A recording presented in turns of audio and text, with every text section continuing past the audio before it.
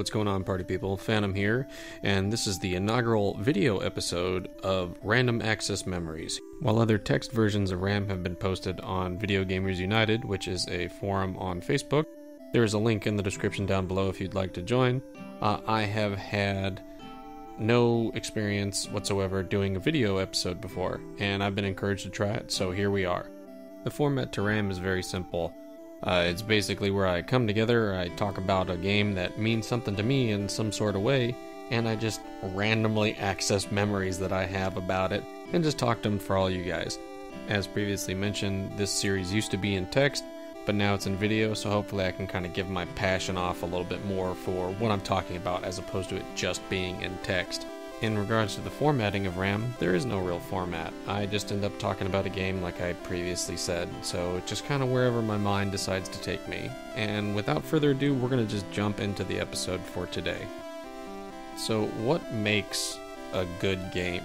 Is it the graphics? Is it the sound? Is it the story? Is it the console or the personal computer that you play on? Honestly, it can be all those things, but the game I'm going to talk about today is one that's from my childhood. Now, I guess all of these games could be from my childhood, but this is one when I was a kid. And it just happens to be Super Mario Bros. 3.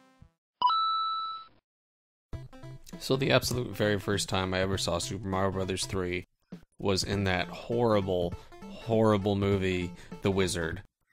For the uninitiated, The Wizard was a movie that was served as a Nintendo promotion of sorts. It had Nintendo games thrown out the entire thing. It debuted the Power Glove.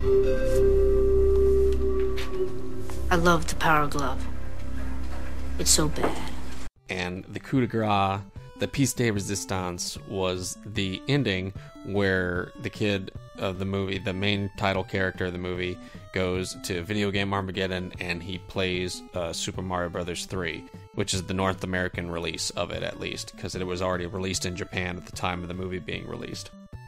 But seeing that movie just like reaffirmed my want to play this game. And unfortunately, I was a Genesis kid at the time, so that's something that will come into play for other episodes of Random Access Memories, but I was a Genesis kid, had a Sega CD, regular, like, I think it was a Series 3 Genesis or Series 1, I can't remember. No, I think it was a Series 1, so like the bigger, longer version of it. But it made it to where I didn't have a Nintendo or Super NES, and that was kind of a problem. So what's a kid supposed to do, right? Well, it just so happened that one day I was at my aunt's house, and she was like, hey, do you want to play Nintendo? Because she had an old NES, and I was like, yeah, sure.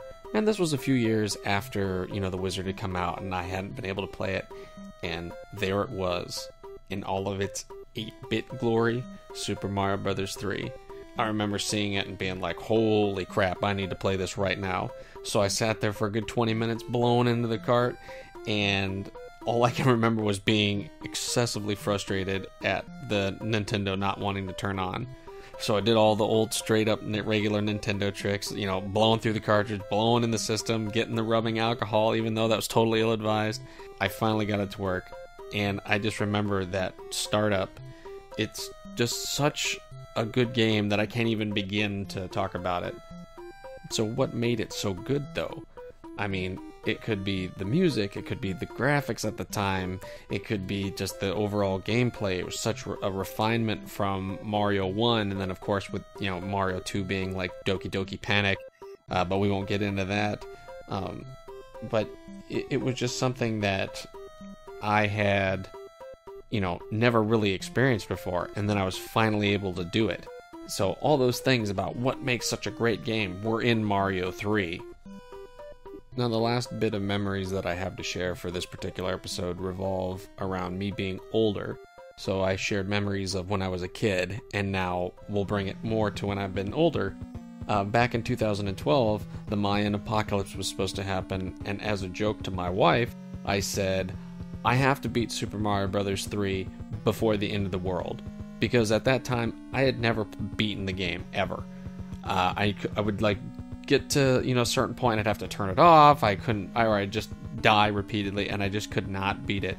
So I sat down and on the day before the Mayan calendar was supposed to end, I finally beat Super Mario Bros. 3, and we played it legit. We didn't use any warp whistles or anything. We went straight through all 8 worlds and finally beat Bowser before I went to bed, and that was something that I will always remember because of how ridiculous it is.